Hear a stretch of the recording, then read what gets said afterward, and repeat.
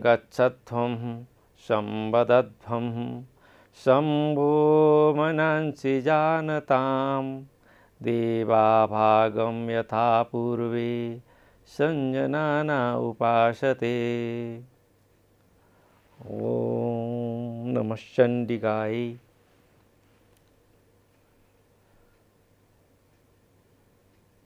News Nepal हेरेर बस्नुभएका सम्पूर्ण दर्शकवृन्दहरूलाई शारदीय नवरात्रको अवसरमा हार्दिक मङ्गलमय शुभकामना। नवरात्र मूलतः 9 दिन चल्छ र प्रतिपदा, द्वितीया, तृतीया, चतुर्थी, पञ्चमी, षष्ठी, सप्तमी, अष्टमी, महानवमी र 10औं दिनलाई दशमी अर्थात् दशैं, यस प्रकारले क्रमगत रूपले 9 दिनको शक्ति उपासनाको आरम्भ हुन्छ। शक्ति उपासना विश्वभरिका मान्छेलाई चाहिने नै प्रणाली हो र सम्पूर्ण विश्वमै बिना शक्ति कुनै पनि व्यक्ति रहन सक्दैन। चाहे त्यो आध्यात्मिक शक्ति होस्, चाहे त्यो आदि दैविक शक्ति होस्, चाहे त्यो आदि भौतिक शक्ति होस्। मूलतः यो विश्व त्रैगुण्यात्मिक प्रकृति अर्थात् भगवती देवी दुर्गाको त्रैगुण्यात्मक शक्तिद्वारा सञ्चालित छ। सत्व, रजस र तम यी 3 गुणहरू प्रकृतिका सूक्ष्मतम गुण हुन्, जसले सम्पूर्ण मानवीय जीवनको कर्तव्य, विवेक अविवेक, शुभ अशुभ, स्वर्ग नर्क, कर्तव्य अकर्तव्य यी सबै विषय वस्तुहरूको निर्धारण गर्छ। शारदीय नवरात्रमा भगवती देवी दुर्गाको आराधना गरिन्छ र शारदीय नवरात्रको पहिलो दिन भगवती दुर्गाको शैलपुत्रीका रूपमा उपासना गरिन्छ। शैल भनेको पर्वत हो, पर्वतपुत्री अर्थात् पार्वती। हामी नेपालीहरूको बडो गौरव हामीले गौरवका साथ अर्को शब्दमा भन्ने भने भगवती देवी दुर्गा जगन्माता पार्वतीले नेपाललाई गौरव दिनको लागि पर्वत जिल्ला हाल पर्वतमा चाहिँ भगवती देवी दुर्गाको प्राकट्य भयो र पार्वती नै शैलपुत्री हो। शैल भनेको पर्वत र पार्वती भनेको पर्वतपुत्री। यसरी पहिलो दिन भगवती देवी दुर्गाको शैलपुत्री स्वरूपको उपासना हुन्छ र यो शैलपुत्री स्वरूप भगवती देवी दुर्गामा प्रथम उपासना हो। दोस्रो दिन भगवती श्री दुर्गाको उपासना द्वितीयका दिन ब्रह्मचारिणीका रूपमा हुन्छ। ब्रह्मचारी, ब्रह्मचारिणी, ब्रह्मचारी शब्दका 2टा अर्थ छन् मूलतः। जसले ब्रह्म अर्थात् मोक्षको कामनालाई लिएर सम्पूर्ण विश्व ब्रह्माण्ड अनन्त कोटि ब्रह्मलाई आफूभित्र आधान मानेर आफूलाई जगतको अंश अथवा त्यही जगतको अनुस्यूत प्रारूपमा मानेर जसले ब्रह्मको उपासना गर्दछ र ब्रह्मकै अंगीभूत रूपमा आफूलाई परिकल्पित गर्दछ, मूलतः त्यो नै ब्रह्मचारी हो। भगवती देवी दुर्गाको यो दोस्रो स्वरूप जुन हो ब्रह्मवादिनीको स्वरूप हो अर्थात् सत्यवादिनी। भगवती देवी दुर्गा बाहेक अरू पो सत्य हुन सक्छ। तेस्रो दिन भगवती देवी दुर्गाको उपासना चन्द्रघण्टाका रूपमा हुन्छ र चन्द्रघण्टाका रूपमा भगवती देवी दुर्गा सुन्दर स्वरूप धारण गरेर हातमा घण्टा लिएर भक्तहरूलाई दर्शन दिनुहुन्छ।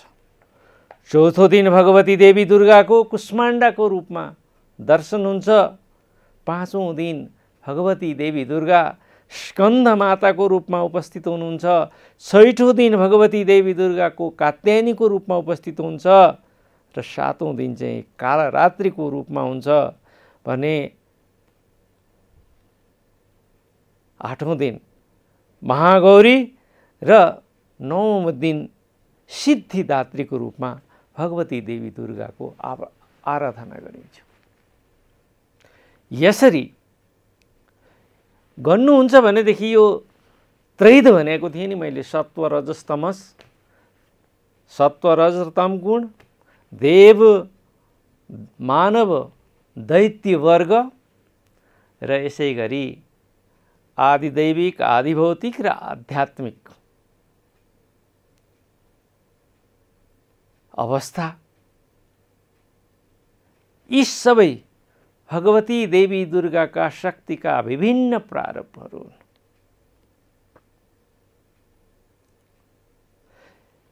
मनुष्य केवल आध्यात्मिक आवश्यकताले मात्रै सन्तुष्ट हुन सक्दैन।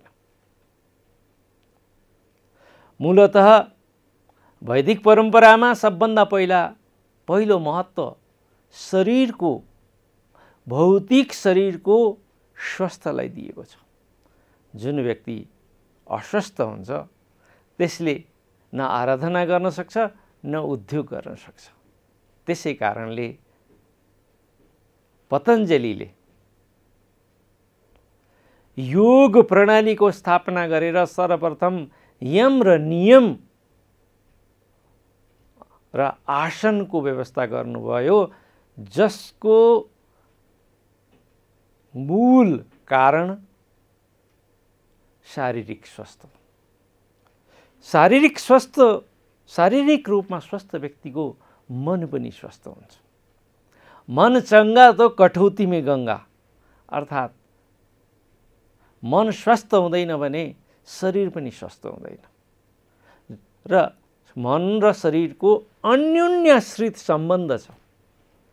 शरीर स्वस्थ हुनको लागि मन स्वस्थ चाहिन्छ, मन स्वस्थ हुनको लागि शरीर स्वस्थ चाहिन्छ। जसको मन र शरीर दुवै स्वस्थ छन् त्यो नै आध्यात्ममा उन्नति प्राप्त गर्न सक्छ। यो त्रैध हो।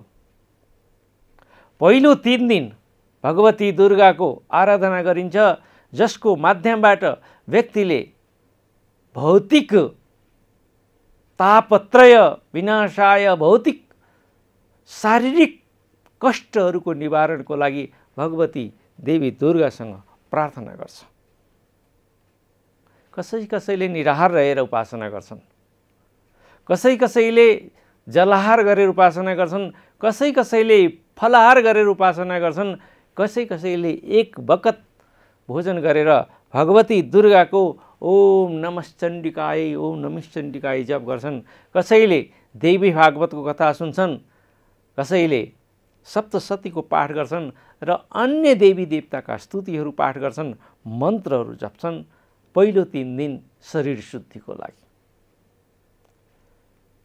दोस्रो जुन 3 दिन छ नि, त्यो दोस्रो 3 दिन चाहिँ दैविक अर्थात मानसिक शुद्धिको लागि। भलै मान्छे प्रत्यक्ष रूपमा शरीरका माध्यमबाट पाप नगरोस्, शरीरले पाप गर्न सजिलो पनि छैन, किनभने शरीरले गरेका पापहरू पक्डिन्छन्। तपाईले चोर्दै गर्नुभयो भने अथवा मैले चोर्दै गरेँ भनेदेखि क्यामेरा सिसिकी बेर राखेको हुन्छ, त्यसले हामी समातिन सक्छौँ। दण्ड चोरीको हुन्छ, दण्ड चोरीको हुँदैन, दण्ड समातिएको हुन्छ। चोरी गर्नुहोस्, घुम्नुहोस्, तर यदि तपाईँ समातिनु भयो भनेदेखि कानुन अनुसार दण्डित हुनुपर्छ। यो संसारको नियम हो। So we people not allowed to break a law because we are conditioned to obey the laws. Conditioned. त्यो शर्त हो हाम्रो. तर मानसिक चोरी, मानसिक व्यभिचारका लागि सरकारले कुनै दण्ड दिन सक्दैन. कानुनमा कुनै व्यवस्था छैन. मानसिक व्यभिचारका लागि, मानसिक पापको लागि भगवती देवी दुर्गाले नै निर्णय गर्नुहुन्छ. त्यही भएर शरीरभन्दा हजारौं गुणा लाखौं गुणा बढी चाहिँ हाम्रो मनले पाप गरिरहेको हुन्छ. कसैको राम्रो चिज देख्यो भने चाहियो, चोर्न पाए हुन्थ्यो. कसैको कुरा काट्यो, मनमा कसैप्रति दुर्भावना आयो, कहीँ लोभ जाग्यो, कहीँ कामना जाग्यो. काम, क्रोध, लोभ, मोह, ममता यिनी सबै मनका विषयवस्तुहरू. मन बलवान भइसकेपछि मात्रै शरीरले काम गर्छ. त्यही भएर मनैव मनुष्याणाम कारणम बन्धमोक्षयो. मान्छे आफ्नो मनको कारणले दुःख पाउँछ. किनभने संसारका धेरै मान्छेहरू मनोमुखी हुन्छन्. अर्थात् मनलाई नै सर्वशक्तिमान ठानेर मनको इच्छा पूरा गर्नुलाई आफ्नो कर्तव्य ठान्छन्. तर के तपाईँ हामीले ग्यारेन्टी गर्न सक्छौँ त मनले जहिलेकै सत्सङ्कल्प गर्छ असल काम गर्छ? होइन. निश्चय नै मनले असल काम पनि गर्छ. तर मनले गरेको व्यभिचार, मनले गर्ने व्यभिचारको क्षेत्र अत्यन्त बृहद हुन्छ. शरीर यहाँ हुन्छ तर तपाईँले अमेरिकामा गएर पाप गर्न सक्नुहुन्छ. तपाईँको शरीर यहाँ हुन्छ तर तपाईँ कुनै अनन्त कोटि टाढाको ब्रह्माण्डको 1 ट्रिलियन लाइट इयरको कुनै प्लानेटमा गएर पनि तुरुन्तै हामीले चाहिँ कुनै प्रकारको मानसिक सङ्कल्प गरेर पाप गर्न सक्छौँ. जति पनि पाप र पुण्यहरू हुन्छन् नि मूलतः मनको सङ्कल्पका कारण हुन्छन्. दोस्रो जुन 3 दिनहरू हुन् त्यो दिन साधकहरूले भगवती देवी दुर्गासँग ओम नमश्चण्डिकाय इत्यादिको उपासना गरेर मनलाई नियन्त्रण गर्ने, मनलाई सत्सङ्कल्पमा प्रेरित गर्ने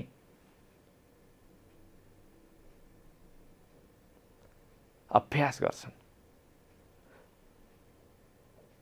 भगवान श्रीकृष्णले अर्जुनलाई भन्नुभयो, अर्जुन मनलाई बस गर, तिमीले सजिलै युद्ध जित्न सक्छौ. अर्जुनले भने त्यही त साह्रै गाह्रो काम छ, यो त हात्तीभन्दा बलियो छ. कृष्णले भन्नुभयो अभ्यासे नैव कौन्तेय, हे कौन्तेय तिमीले अभ्यास गर्यौ भने जित्ने हो. एकै दिनमा एकै क्षणमा जित्न सकिँदैन. त्यही भएर मनलाई सम्मान दिनुपर्छ. तर मनले जे भन्यो त्यही गर्न हुँदैन. मनले त चोर्न मनला र मनको आदेशलाई मानेर शरीरले चोर्ला, शरीरले दण्ड प्राप्त गर्छ, मनले दुःख पाउँछ. मानसिक पापको क्षेत्र बृहत छ. र दोस्रो जुन 3 दिनहरू हुन् तिनीका दिनहरूमा भगवती देवी दुर्गाको मानसिक उपासना गरिन्छ. र तेस्रो जुन त्रैत छ, 3 दिनहरू छन्, तिनी 3 दिनहरूमा व्यक्तिले आध्यात्मिक शुद्धिको, आध्यात्मिक उच्चको प्राप्तिको लागि, भगवती देवी दुर्गाको शरण प्राप्तिको लागि पूर्णतया समर्पित हुन्छ.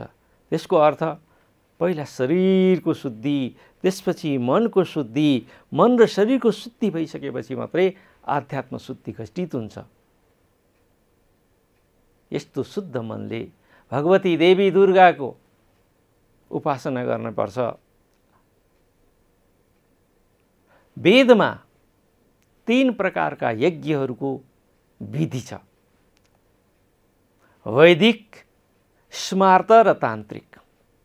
वैदिक विधि प्राचीन विधिहरू. यहाँ मैले यो कुरा किन उठाइरहेको छु भने जब जब नवरात्र आउँछ, त्यसमा पनि अष्टमी र महानवमीको कुरा आउँछ, त्यति बेला हाम्रो देशमा वैदिक हिन्दू सनातनी समाजमा बलि प्रथाको, पशु बलि, पक्षी बलिको पक्ष र विपक्षमा आवाजहरू उठ्न थाल्छ। यिनै आवाजहरू, विरोधाभासहरू ठानेर वैदिक सनातन धर्मसँग अत्यन्त द्वेष राख्नेहरूले विभिन्न पशु अधिकारका नाममा विभिन्न क्रियाकलापहरू गर्छन्, जसको मूल उद्देश्य पशुको रक्षा होइन। मूल उद्देश्य अन्यतार्थ भित्री प्रयोजन चाहिँ वैदिक सनातन धर्मलाई बदनाम गरेर त्यसलाई कमजोर तुल्याएर अन्य धर्महरू, आयातित धर्महरूलाई स्थापित गर्ने हो। म भन्दै थिएँ वेदले 3 प्रकारका अध्वर यज्ञहरूको परिकल्पना गरेको छ, स्मार्त, वैदिक र तान्त्रिक। शास्त्रहरूले तीनै प्रकारका यज्ञहरूलाई, तीनै प्रकारका यज्ञहरूमा चढाइने बलिहरूको मान्यता दिएको छ निर्विवाद रूपले।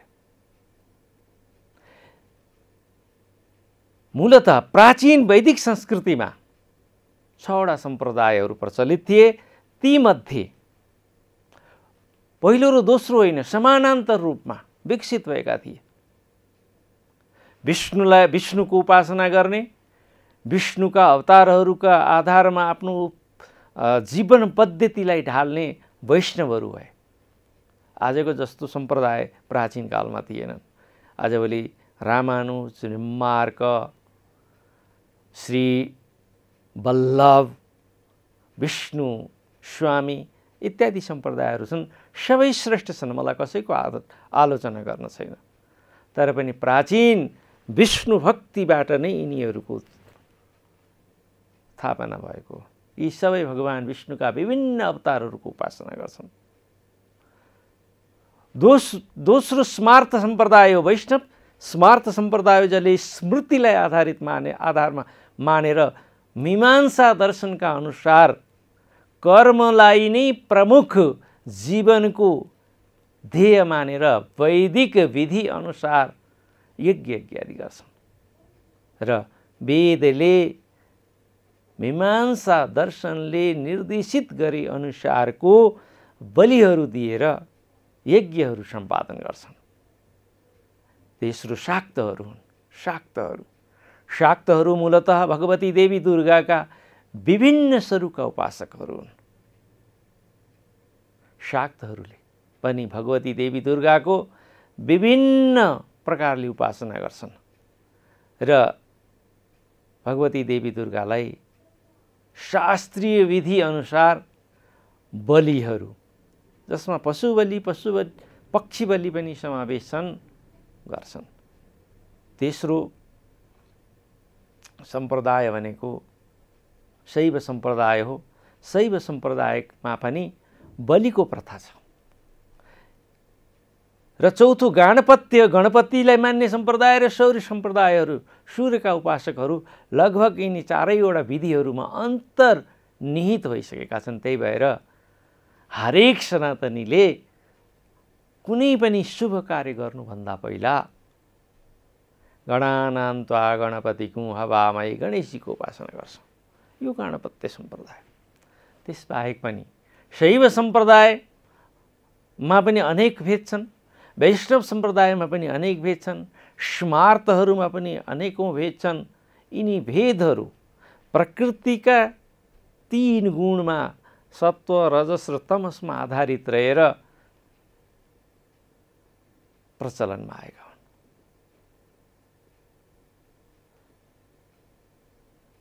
वेदमा यदि बलि प्रथाको उल्लेख छ भनेदेखि त्यो बलि प्रथाको सामर्थ्य, त्यो बलि प्रथाको स्वीकार्यता शाक्त सम्प्रदायहरूका लागि हो। र केही अर्थमा स्मार्त सम्प्रदायको लागि हो। तिनी वेदहरूले वैष्णव र शैवहरूका लागि पशु बलि, पक्षी बलिको निषेध गरेका छन् र वेदमै विधि निषेधका कुराहरू प्रष्ट उल्लेख छन्। म के आह्वान गर्न चाहन्छु भने महाअष्टमीका दिन सकेसम्म पशु पनि पक्षी पनि प्राणी नै हुँ,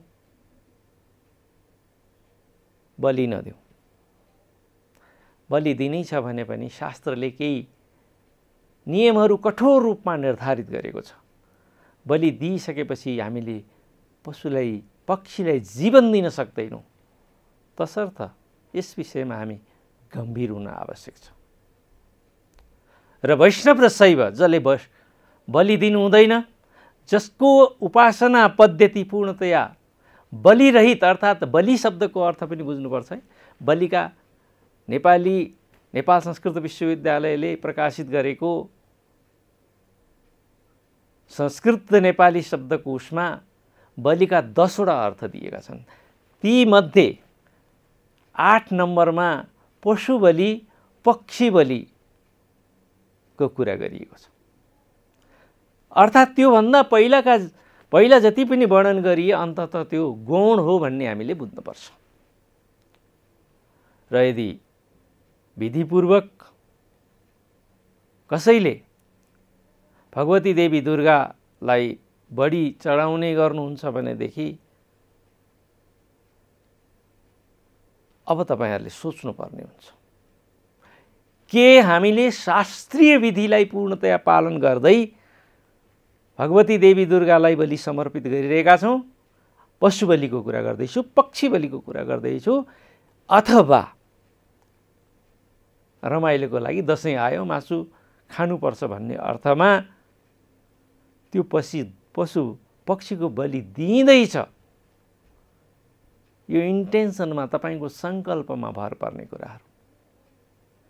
यदि भगवती देवी दुर्गालाई हामी दशैंको रमाइलो गर्नको लागि, मासु प्राप्तिको लागि बलिदान गरिरहेका छौं पशु पक्षीको भने भगवती देवी दुर्गालाई त्यो स्वीकार्य छैन।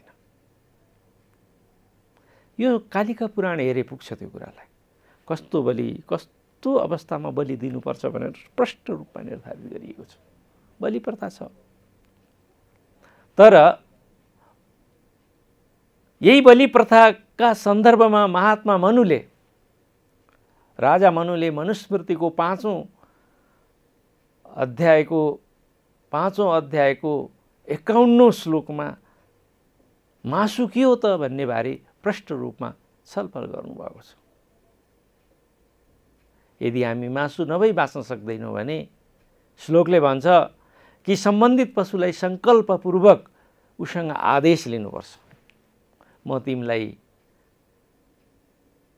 खान चाहन्छु, म मासु नभई रहन सकिनँ, तसर्थ म भगवती देवी दुर्गालाई साक्षी राखेर तिम्रो वध गर्दैछु, तिम्रो पनि उद्धार हुन्छ, तर यो पनि तिमीसँग वाचा गर्छु कि एतन मांसस्य मांसत्वम प्रवदन्ति मनीषिणा, तिमीले मलाई अर्को जन्ममा खानु है।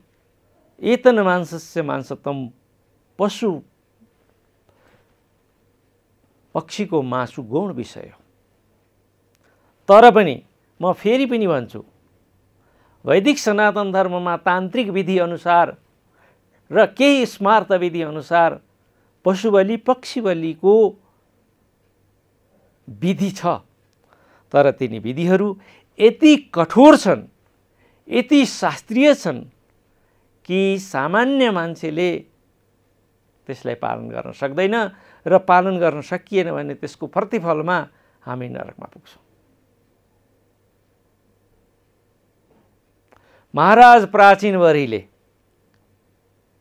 स्वर्गको कामनाको लागि थुप्रै पशु बलि दिएर यज्ञ गर्नुभयो कि भनिन्छ यति धेरै यज्ञ गर्नुभयो कि सम्पूर्ण संसार त्रसित हुन थाल्यो। नारदजीले आएर भन्नुभयो, राजन तपाईँ किन बलि दिँदै हुनुहुन्छ? पशुपक्षीहरू त्रसित भए। उसले भने यो शास्त्रीय विधि हो, शास्त्रले बलि जति बलि दिन्छौ त्यति तिमी नै शक्ति प्राप्त गर्छौ भनेर लेखिएको छ। तुरुन्त नारदजीले भन्नु, प्राचीन वरी, शास्त्रीय विधि अनुसार एकाध पशुको पो बलि हुन्छ त सम्पूर्ण पृथ्वीका प्राणीको बध गरिदिने? ल हेर त यी पशुहरू तिम्रो मृत्युको प्रतीक्षा गरिरहेका छन्। हेर, हातमा अस्त्र शस्त्र लिएर तिमी जुन दिन मर्छौ त्यही दिन उनीहरूले तिमीलाई दण्डित गर्नेछन्। प्राचीन वरीका आँखा खुले। त्यसपछि उनले कहिल्यै पनि बलिदान दिएनन्। त्यसकारणले शास्त्रीय मान्यता के हो भनेदेखि कालिका पुराणले के भन्छ भने जुन पशुलाई हामी बलि दिँदैछौँ उसको कानमा गएर मन्त्रपूर्वक सोध्नु पर्यो के तिमी भगवती देवी दुर्गाको अगाडि बलिलाई प्राप्त गरेर आफ्नो पशुत्वबाट मुक्त हुन चाहन्छौ? यति सोधिसकेपछि यदि पशु मन्त्रद्वारा सोधिसकेपछि यदि पशु त्यस आग्रहलाई स्वीकार गर्दै स्वतः आफै स्वेच्छाले हिँडेर बलिदान स्थलसम्म पुग्छ भने त्यो पशुको पशुत्वबाट मुक्ति हुन्छ बलिले भनेर लेखिएको छ। के आज हामीले यी शास्त्रीय नियमहरूलाई पालन गरेर बलिदान दिँदैछौँ त? प्रश्न आफैसँग गर्ने हो। यदि हामी शास्त्रका नियम विरुद्ध बलि गरिरहेका छौँ भने, बलि दिइरहेका छौँ पशु पक्षीको भने त्यसबाट हामीले नरकलाई प्राप्त गर्छौँ। वैष्णव विधिमा पूर्णतया बलिको निषेध गरिएको छ र बलिको निषेध गरिए तापनि स्मार्त र वैष्णवहरूले शैवहरूले कुबिन्डो, शकरकन्द, मूलतः कुबिन्डो, बाँस इत्यादि पदार्थहरूले पशुको लिङ्ग आधान गरेर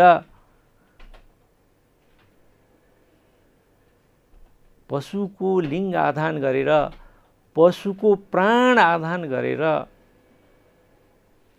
संकल्पका रूपमा बलि दिने विधान छ। यस अर्थमा बलिदान दिनु सजिलो छ। पशु बलि, पक्षी बलि दिएर म पापबाट मुक्त भएँ भन्न सजिलो छ। तर त्यो पशु बलि यदि जिब्राको स्वादको लागि हो भने त्यस्तो पशु बलिले हामीलाई कठोरतम दण्ड दिलाउँछ। पुनरपि जननम पुनरपि मरणम पुनरपि जननी जठरे स्वयं। हामीलाई पुनर्जन्म प्राप्त हुन्छन् र हामीमा पशुताको सृजना हुन्छ। तसर्थ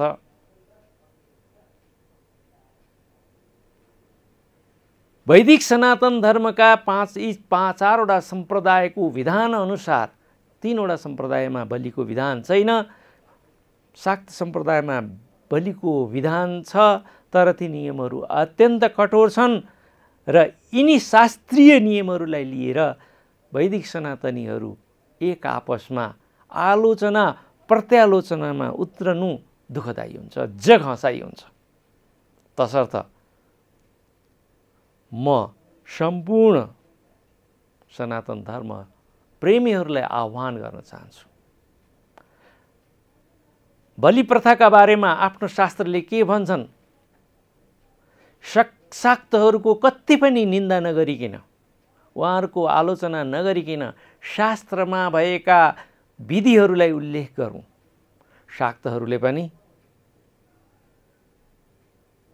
बलि प्रथा, बलिका बारेमा, पशु बलि, पक्षी बलिका बारेमा के नियमहरू छन् अरूको आलोचना नगरिकन आफ्ना दृष्टिकोणहरू प्रस्तुत गरौँ। शैवले गरौँ,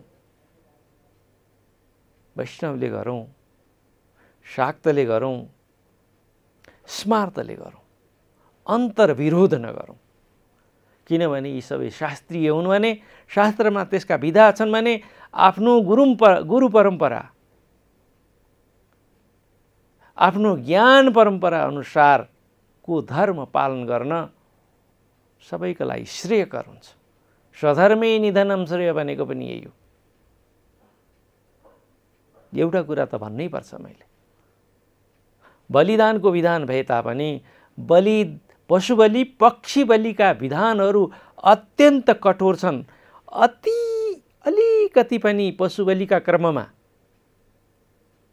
पक्षी बलिका क्रममा अलिकति पनि व्यतिपात, अलिकति पनि गल्ती, अलिकति पनि अहङ्कार, अलिकति पनि मासुको स्वाद लिने चाहना, इच्छा जीवित रह्यो भनेदेखि त्यस्तो बलिदानले हामीलाई नरकमा पुर्याउँछ। नरकमा नपुर्याए तापनि अर्को जन्म हामी अर्को पशुको, हामीले बलि दिएको पशुको भोजन बन्न पुग्छौँ र यो क्रम चक्रवत चलि नै रहन्छ। तसर्थ सनातन धर्मको सम्मान गरौँ। भगवती देवी दुर्गाको उपासना गर्दा उहाँ वैष्णवी पनि हुनुहुन्छ, शाकम्भरी पनि हुनुहुन्छ। अर्थात् पूर्णतया अहिंसा परमो धर्म र जीवो जीवस्य जीवनम, यिनी दुईटै, अहिंसा नै परम धर्म हो, जीवले जीवको भोजन गरेर जीवित रहन्छ, यिनी दुवै वाक्यहरू शास्त्रीयहरू हुन्। तर शास्त्रको नियम छ, पुराणहरूको प्रमाणलाई उपनिषदको प्रमाणलाई, स्मृतिको प्रमाणहरूलाई उपनिषदले, पुराणहरूको प्रमाणलाई स्मृति ग्रन्थहरूले, स्मृति ग्रन्थहरूको प्रमाणलाई उपनिषद आरण्य ग्रन्थहरूले र यी सबैको प्रमाणलाई वेदहरूले खण्डन गर्न सक्छन्। र वेदभन्दा ठुलो प्रमाण केही पनि हुँदैन। तसर्थ वेदमै बलि प्रथाको निषेध र बलिको निषेध विधि र निषेध दुवै तत्त्वहरू उपलब्ध छन्। त्यही भएर सनातन धर्मका विनम्र अनुयायीहरूले आफ्नो कुल परम्परा, आफ्नो शास्त्रीय परम्परा, आफ्नो गुरु शिष्य परम्परा, आफ्नो कुल धर्म अनुसार चाहिँ धर्मको पालन गरौँ, स्वादका लागि होइन।